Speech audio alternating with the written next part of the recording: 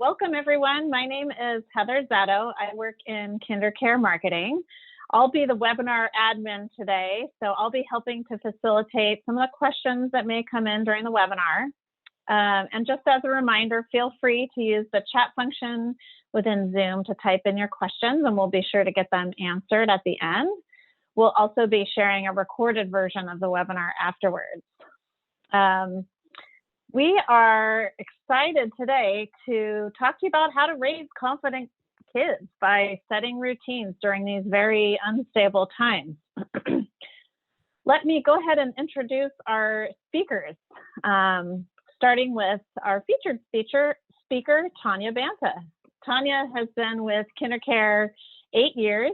She's been an elementary school teacher, an early education teacher, and today she supports all of KinderCare and all of Champions in helping to develop inclusive programs. Tracy is the center director at Old City KinderCare. She holds a Bachelor of Arts in Psychology from Oakland University in Rochester Hills, and she's been working in early education for 21 years. We're so grateful to have her here today.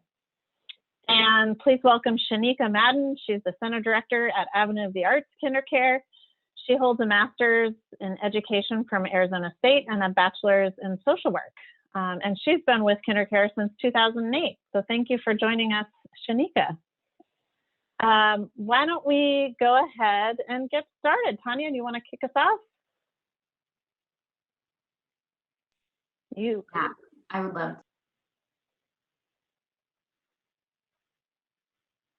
Sorry, I think you guys are still muted. Maybe I have to invite you to unmute. I just unmuted myself, but I got a notification that you muted me, so I can take a hint. That's my fault. Sorry. All right. Can you all hear me now? Yeah. Okay. Yeah. Great. Well, yeah, I am so excited to be here today to talk to you about something that is near and dear to my heart as both an educator and a parent. Routines. They're so important, and I know that they've made my life so much easier. So I'm just really excited to be here and chat with you all today, and hope that by the end of our time together, you at least have a couple tips that you can take back and make work for you and your family. So I thought we could talk about a couple of things. One, just the benefits of routines, why they're helpful, why they're important, and then go over a couple of tips for establishing routines, and then take a closer look at how you can make those routines really work for you. And then at the end, in addition to some Q&A, I thought we could talk about ways that you could build some fun into your routines too, because I know right now if your family's anything like mine, there's often a lot of things that need to get done during the day. And I think it's really important too to make sure that we're making time to connect with the ones we love. So that being said, I think we can get started. So the benefits of routines. When it comes to how routines help your child, I think one of the most important things is that it gives them a sense of security. I mean, pandemic aside, for kids, things are constantly changing. If you think about young children, infants and toddlers, there's something new for them every single day. They go from, only drinking, nursing or taking formula, to trying solid foods, to learning to walk. It's constant change for them. And so when they have a routine where they know what to expect, it gives them just a sense of security that's really important.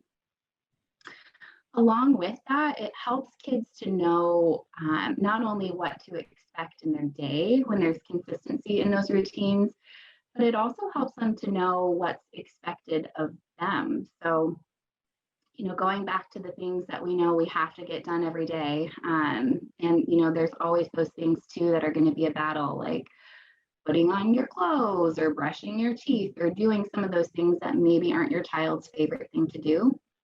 When you have a solid routine, that really helps your child to know, these are the things that we do every day. This is what's expected of you.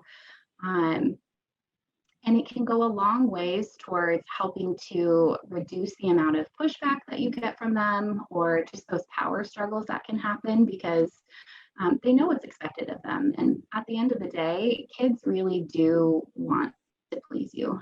They really do. Even in the midst of those huge tantrums or meltdowns or pushback that you may see, often that's a result of, either being confused about what's supposed to happen, or, just being tired, some sort of basic need thing. But when they know what's expected of them, it really helps them to thrive and reduces some of those challenging behaviors. Another thing it does for your child is it helps to build their sense of confidence. As kids begin to learn how to navigate those routines more independently, it helps them to feel like, they can navigate their own world. If you think about, I have a 2-year-old, so that's the age that comes to my mind most frequently, but I hear all the time, I did it, I do it. He wants to be able to do things himself. That's just where he's at, in his development. And it's really important for him to be able to do that. And so by setting those routines for your child, you're giving them an opportunity to practice those things every single day and build their confidence and their ability to do it themselves, which I think we can probably all agree is an important thing for children to feel like they can have some sense of control in their world, but also know that they can be confident in their abilities too. And the last thing is just that it helps them to establish good habits. Like I mentioned before, there's, those things that we just need to get done every day. And, if whether it's, getting dressed, making your bed, brushing your teeth, some of the things that maybe aren't quite as fun for your child, it helps to, rather than make those things feel like a chore, they just become automated in a routine. And it's just something that we do every single day, and we don't even necessarily think about it. It's just part of our routine. So in addition to, kind of helping make some of those things less of a chore, it also is an opportunity for us to think about, as parents, what are some of the habits that we want to instill in our children that are, that reflect our values? Is it, making sure that we're moving our bodies every single day, and that's a part of our routine? Is it, taking quiet time to read? There's an opportunity for us to build things into our children's routine that we think will serve them well in the long run. So that's how routines help children. As far as from a parent's perspective, I would venture to say I'm probably not alone in thinking that parenting is not always easy. And so I think that this is one way that you can just make parenting a little bit more easy for you. It goes back to that, reducing those power struggles that you have with your child, because again, when they know what to expect, they're going to be able to do it themselves. And so it makes your life as a parent a little bit easier. It also will free up more time for you. If your child is able to do some of those routine things themselves, that gives you time to have another cup of coffee or check something else off your to-do list. So it just helps make the day go a little bit more smoothly and gives you more time.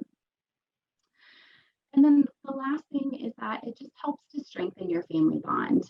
Like I mentioned, we'll chat a little bit more about this later, but it's an opportunity for you to make sure that you're building into your routine time to connect as a family, so that doesn't get lost in the busyness of the day-to-day.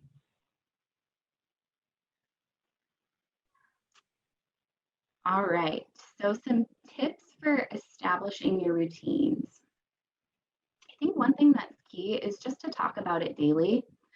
For younger children, I would say infants through 2-year-olds, a lot of it for them is just going to be you kind of setting the pace for their day, especially for babies. I mean, it's all about meeting those basic needs. They have their own rhythms that you're kind of following around eating, sleeping, all of those care needs.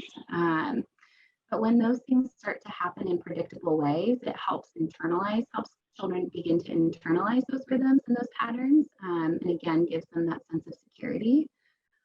For older children, I would say 3 and up, Making their routines visual, actually having it printed and available for them to see, helps them begin to, again, take some ownership over that and to be able to see, what the pattern and what the routine is every single day. And we'll give you some examples of that in a minute. But I think another important thing to remember is that schedules are meant to be flexible, or routines are meant to be flexible. So you don't have to be rigid and keep things exactly the same every single day. But one of the things that's helpful is that if you know ahead of time there's going to be a change to your routine, let your child know.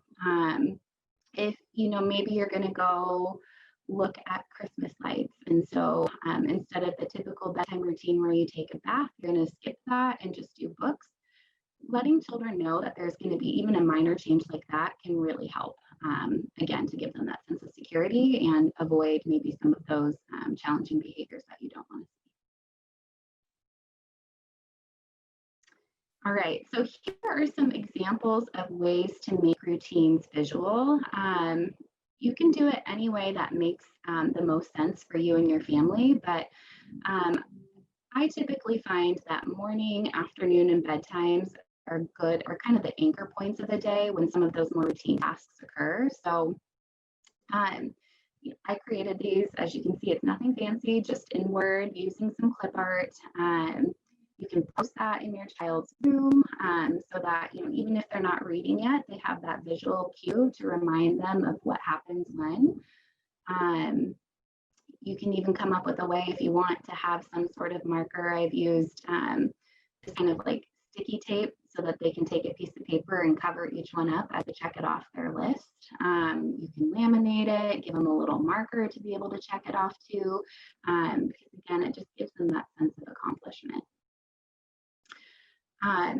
For some children too, it's fun to just use your own pictures to create your schedule. One of the things it does is it gives them kind of a sense of ownership and buy-in, and it's fun to be able to act out the different parts of their routine. So here's an example of a bedtime routine using actual photos of a child doing each of those steps.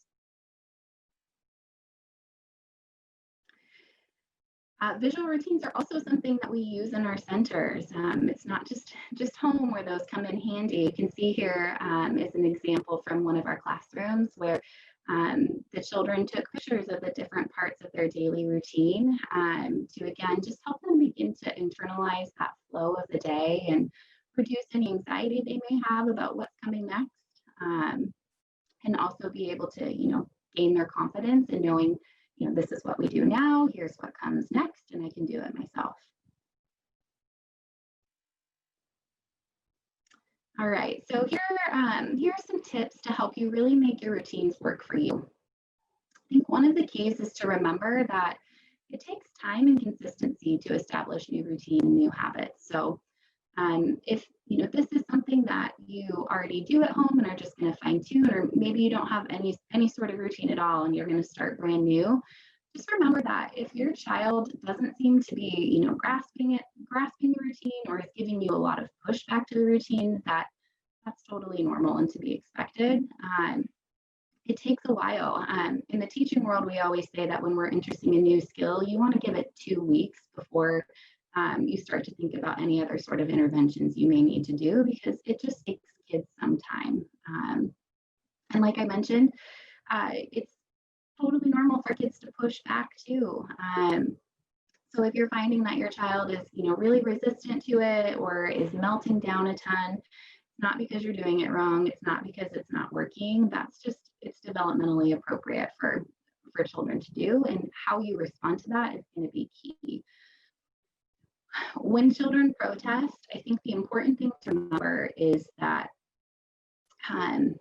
they are in kind of a state of chaos themselves. And so in order to be able to help them, we don't want to join their chaos by raising our voice, showing our own frustration, even though, we're human and it's totally normal to feel frustrated with those things. But to remember to take a moment for yourself if you need to, so you can get to a better headspace and be calm, and to invite your child into that calm as well.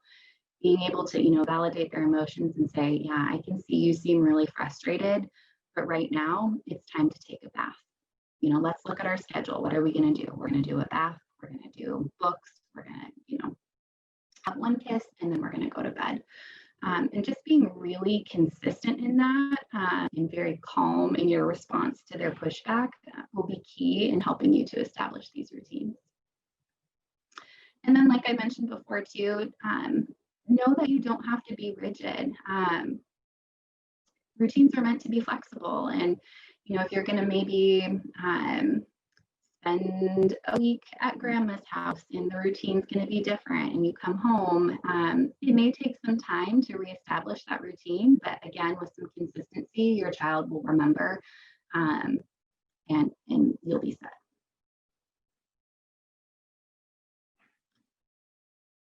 All right, so here are some ideas for building fun into your routine. Like I mentioned before, it can be hard. The days are filled with, a long list of to-dos often, and I think we're all just trying to do our best right now with a lot of stress. And so, one of the things that's really important is to remember to take time to connect with those that we love. So here are, a couple different strategies and ways to do that. The first few are really built around connecting as a family and building your resiliency as a family. One of the ways to do that is to practice mindfulness together. And an easy way to practice mindfulness is to just focus on your breathing. I think for adults, it can sound like a really simple thing that maybe doesn't have a huge impact, but what brain science shows us is that by taking some deep breaths where you're inhaling and then for a certain count, so I typically inhale for 5 seconds, or I count to 5, and then I exhale for 7. The key is to have your exhale be longer than your inhale. Doing that a few times, what studies have shown us is that it actually helps to lower the stress hormones in your brain. So while it's not going to fix everything, it will help you be in a clearer state of mind to be able to do the things that you need to do. And that's an easy one too to invite kids to do with you. One of the things we do in our centers when we talk about deep breathing is to, for younger children, give them, you just hold your 2 fingers up, and one is a flower and one is a birthday candle. And so you smell the flower and you blow out the birthday candle. Another easy way to do it is to do what we call climbing your mountain. So you put your hand up, you take your index finger on the other hand, and you go trace your hand basically up one side, and you take a deep breath in every time you go up, and then exhale out when you go down. Up and down. And you do that on all your fingers so they get 5 deep breaths in and out. And it can really help kids to it does the same thing. It helps to regulate their emotions and decrease those stress hormones in their brain. So that's one way. Another way is to do what we call sharing 3 good things. And this is really just the practice of gratitude. So if this is something that you want to build into your routine, I always recommend doing it during a time of day when just attaching it to a part of your routine that you're going to do anyway. So whether that's eating breakfast together, dinner at night, during bath time, I think meal times are often the easiest if that's the time you all are consistently together. But sharing, 3 good things that happen that day. And the reason this helps is because, again, going back to brain science, our brains are hardwired to look for the negative or to look for the threat. It was something that helped our ancestors survive. And now, for us, it's still what our brains are naturally predisposed to look for. We're going to see and probably focus more on the negative than we are the good. So sharing the good things every single day is a way that we can kind of help to rewire our brain to look for the positives. And it's a great way to bring us together at the end of the day. It also is a window into your child's world to understand, the things that are most meaningful to them. The third one there, in our centers, we call it filling your emotional piggy bank. And it's based, again, on research that shows that for children and adults alike, for every one piece of negative information we receive, and this could be, anything from an insensitive comment to just corrective feedback. So for children, that might be us asking them to do something that maybe they don't necessarily want to do. So for every piece of negative information, we need 5 pieces of positive information to counteract the impact of that one negative comment or piece of information. So the key here is just making sure that in addition to basically asking our kids and telling our kids to do things all day long, that we're also giving them positive feedback throughout the day. And that can be anything from, just telling them you love them and that you're proud of them.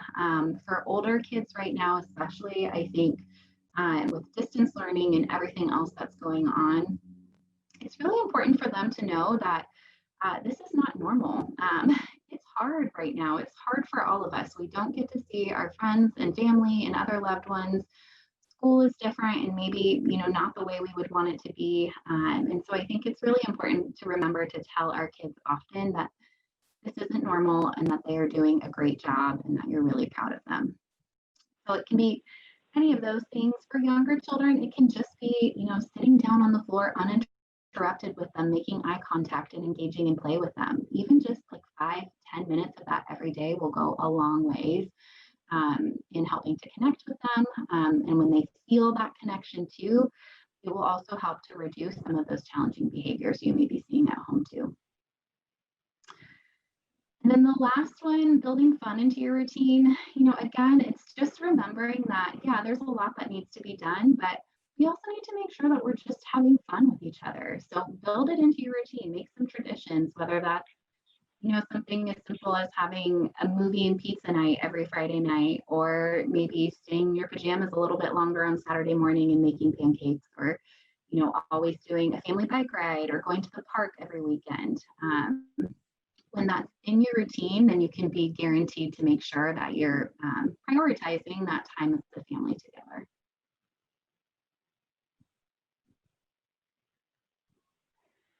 Okay. So, Thank you. Yeah, Tanya, that was a great introduction. I have some questions here, and I'm going to stop sharing my screen so folks can see all of you. And again, just a reminder to the audience to use that view button in the upper right to click on gallery view, not grid view, gallery view, to see all the speakers. But I have a couple of questions here that came in. So for any of you to answer, should we stick to routines on the weekend too?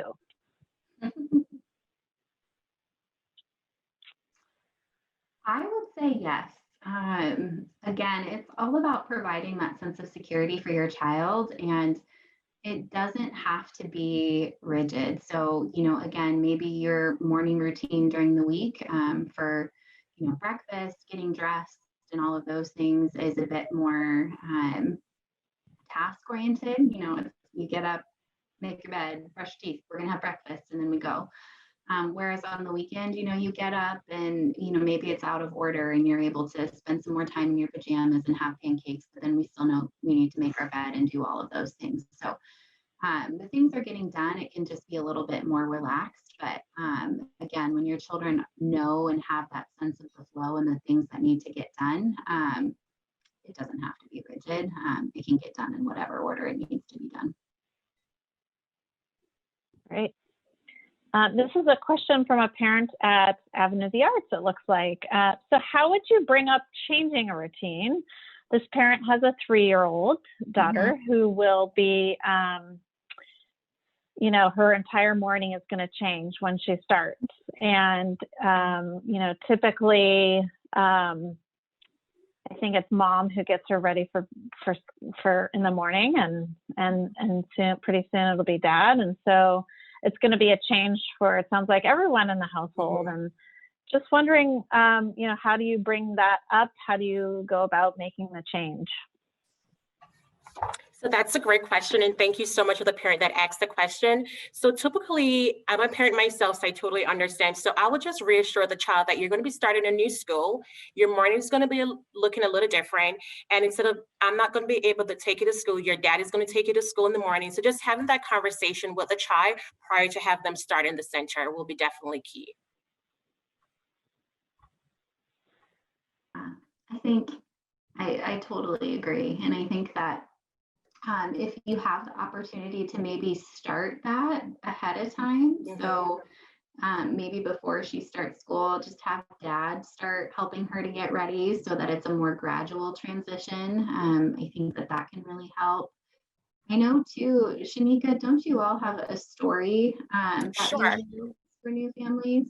Yes, absolutely. So what we normally do is we know that the transition can be difficult sometimes, and children are definitely going to have that separation anxiety because it's definitely developmentally appropriate. So what we'll do is we provide the parents with like a social story. So what the social story entails, it just gives you a visual of every single thing that's going to happen throughout the day. From the moment you walk through the door, like you're going to come in, you're going to get your temperature check, you're going to walk down the hallway, the teachers are going to say hi to you. So the social story just tend to prepare the children for the transition that's going to happen, and just to give them a visual to go along with it. Yeah, I think that's great. The key is just helping your child to know what to expect. So talk to them about it, read the story, rehearse it, every single day. I know, whether it's what the drop-off transition is going to look like at school or at home, just reminding them and, kind of narrating what you're doing every single day will help kids to feel less anxious about it and help them adapt to the new routine. Yeah, thank you. And I know this parent is also anxious for a start date, it sounds like, which we are anxious for a start date too, which will be as soon as we're able in January, I think, Shanika, right? I mean, are you communicating? Right, so our sharing whatever we can. Yes, our center is on track to open in early 2021. We don't have a definitive date right now, but as soon as we do, we'll definitely share it with the parents. Yeah, I think it's going to depend on paperwork and licensing and all that jazz. But we are, man, I know you guys are ready to open, and Tracy is recently opened over in Old City. So we want to get open as soon as we possibly can, that is for sure. Another question that came up, how many, you'd mentioned the anchors in a day, Tanya, like how many anchors do you recommend having in a routine, in a daily routine? Yeah, does it matter? It doesn't. I think what I would focus on first are what are the most challenging parts of your day. So if that's bedtime, if it's first thing in the morning, what are the points in your day that feel the most chaotic or just the most difficult, and build a routine around those times. If routines are brand new for your child, just start with one. Just do a routine around that one time a day, practice that till they get a little bit more solid in that, and then you can introduce routines during other parts of their day too. But yeah, pick the one that feels for you as a parent the most challenging, and build your routine around those times. Great. And for a parent who has two children, how do you handle a routine for two children? Is it the same routine? Are they different routines? Maybe it depends on the age of the child or the children. Yeah, that's what I would say as well, is each child is individual, and they have different ages and stages and what they're able to do. So I would have two different schedules, one for maybe a 2-year-old, one for a 4-year-old, that will still take care of their basic needs and what they need for their development. But it's definitely going to be different, meaning you're going to have maybe the younger child is going to be much more with the pictures and building their confidence as they're completing those different activities. The older child could be a little more involved with how they are building their schedule and routine and how it builds their confidence. So two different routines because they have such different needs at those ages. Right, and just to say, I think like their morning routine will be very similar, like they're both getting up, they're having breakfast, and probably for lunch. But you're absolutely right, Tracy. Got to be individualized for both children. Yeah, Okay. and again, would go back to that making it work for you. So if if you have an older child who's more independent, then as you're thinking about those routines, during the times where your older child's going to be able to do those things themselves, that's time where maybe you can be working with your younger child to help them, getting dressed and doing the things that they need assistance for. But another fun part about older kids is that oftentimes they like being kind of the example and the one who knows it all. And so it's also a great opportunity to kind of instill in your older child that, hey, like your little brother, sister needs you to teach them how to do these things. And then, again, that goes back to giving you a little bit more time while that older one is helping your younger one get some of those steps done. That's great. We have a couple of questions about sleep, and I know it sounds like we have a 3-year-old parent on the webinar. I don't know the other ages, but when kids refuse to take a nap, I know you probably face this in your centers too, Tracy and Shanika. Like, how do you help them relax and get to sleep? So typically we normally ensure that we have a quiet activity prior to transition into nap time. So then we probably have lunch to do their hand washing. So we normally like dim the lights and we play quiet, soft music to help them to make that transition. And if need be, we definitely rub their backs, read them a story. So whatever we can do to make the child feel comfortable, will do that. And I would agree is the same thing that we're doing. Each child is different. Some of them take a little bit longer to calm themselves down and get into that sleep mode. But in all honesty, a lot of our activities that we have built through the day in our routines at school really do lend themselves to that. They're a little worn out by the time they get to nap time. We're really keeping them active in their mind and their body. So it's the time for them to be able to recoup and get their mind into some rest. So making those quiet moments for them as a group, maybe having a soft toy that works for them that they can feel comfortable and cuddle with. But it's just those calm, reassuring words from their teachers as we're rubbing backs, and some like us to sing to them. Have no idea why that would help them, but maybe they go to sleep just to get away from it. But rubbing their backs and the such usually gets them calm and able to rest, hopefully sleep. Okay. One more question here. So how do I keep my child from getting upset and having a tantrum when it's time to leave or do an activity they don't necessarily want to do? Mm-hmm. Yeah, that's a great one. Well, I think, and I am in this stage too with my child, so I can identify with you so much. And so one of the things I remind myself is that tantrums are normal for this age group. So, no matter what you do or how well you parent, they're going to happen just because it's a normal part of development. So I think just reassuring yourself of that. But then, there are things that we can do to just reduce the frequency of them and help them to come out of them quicker. It sounds like they're coming up for you most often during things they don't want to do, or when you have to leave or making some sort of transition. So I would suggest just making sure that you're offering plenty of time for those things to happen. I know that can be tricky to find the time, but kids just, and I won't go all the way down the rabbit hole with this, but just with the way their brains are developing at that age, making those sort of mental shifts of moving to a new activity.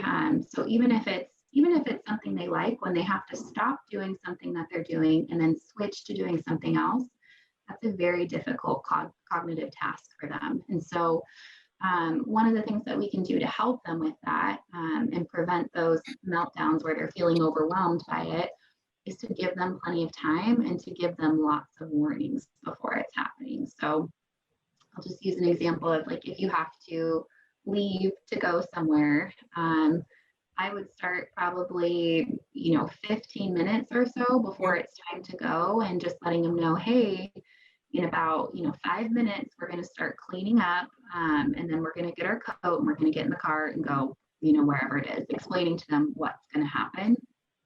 And then checking in with them again at that 5-minute point, saying, hey, it's time to clean up, and just giving them those warnings ahead of time. And then, again, giving yourself that extra buffer of time. And it's different for everyone. Honestly, sometimes for me with my 2-year-old, just because of how in the I want to do it myself phase we are, I'll allow like 30 minutes before we need to go somewhere, just so that I'm not rushing him and we're not having to have that power struggle, and he can have some more time to, try and put his shoes on himself or buckle his car seat straps, whatever it may be.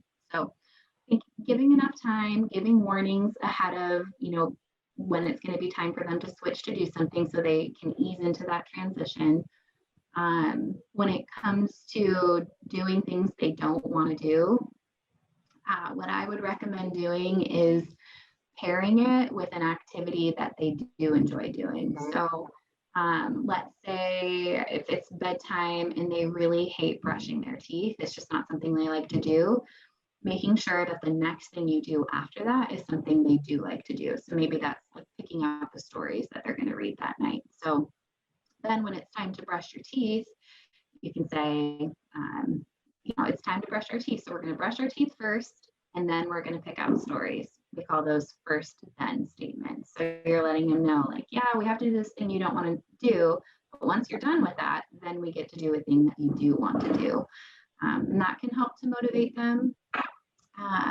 Also, just trying to make the thing they don't want to do fun. I think oftentimes it is more of those kind of routine-y things that they don't like to do, but I'll just stick with the toothbrushing example. Maybe it's saying something like, or maybe let's say it's getting ready for bed, like putting on your jammies.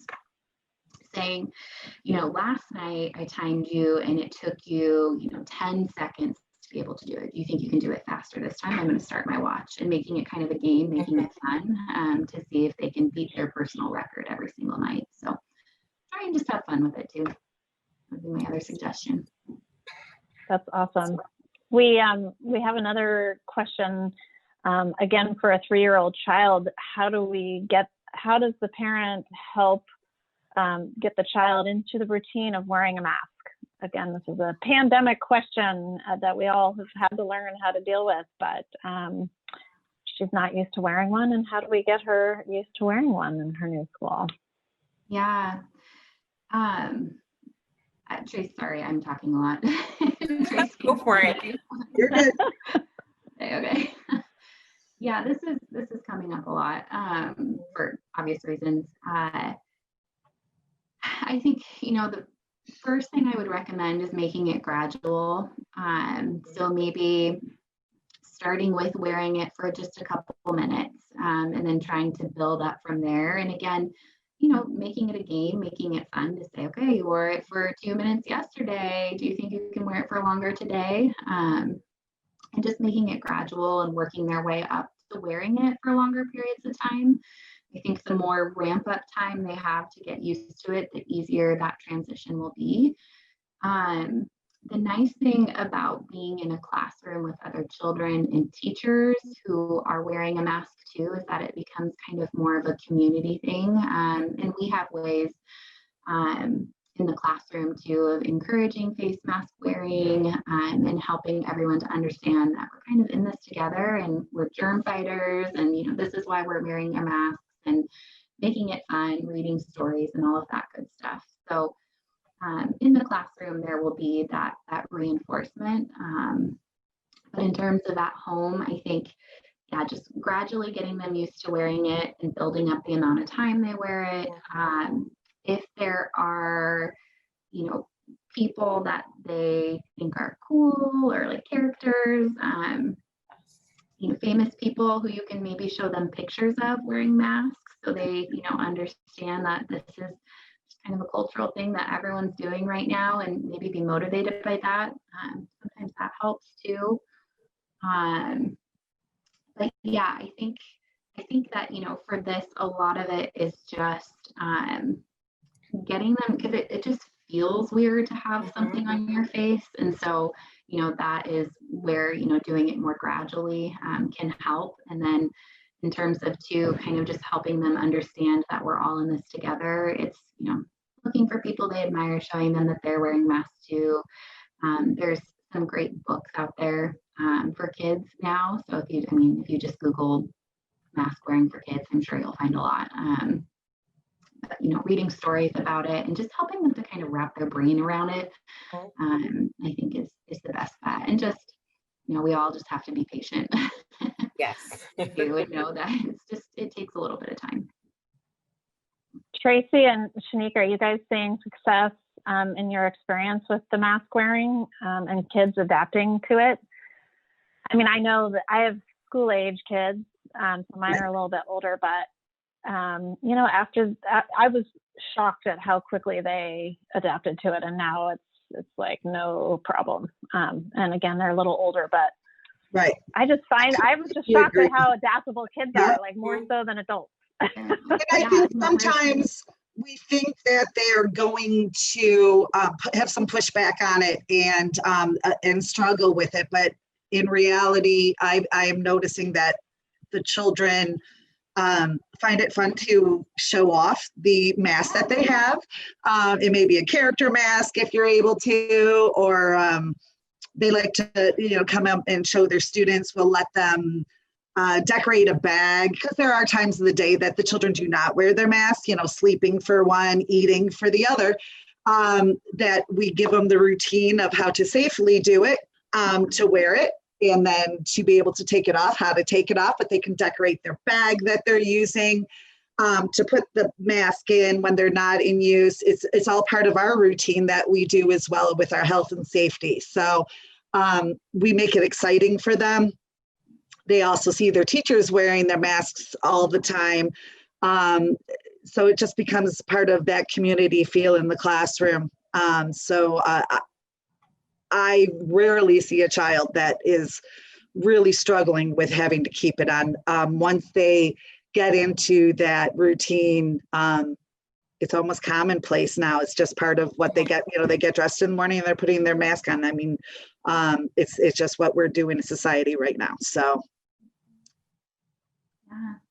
So my two boys are a little bit older, but what I did for my youngest one is when I was going on Amazon getting the mask, I let him be a part of the process. I'm like, hey, these are the masks. Which one would you like? And I gave him a choice. So that kind of get him excited and on board, because he had the opportunity to choose whatever he wanted. Mm-hmm. Yeah, that's a great idea. I love that. Okay, well, I think we're at about time. It's been 45 minutes, which is what we were aiming for. Don't want to take up too much of your lunch hour, but guys, thank you so much for coming together and talking about routines. And for those of you in the audience, we'll send you some examples of some of the visual routines that we gave. So we'll have some takeaways, and we'll follow up and share a link to the webinar for those who missed it. So everyone, have a fantastic day. Bye. Thank you. Bye. Thank you. Bye.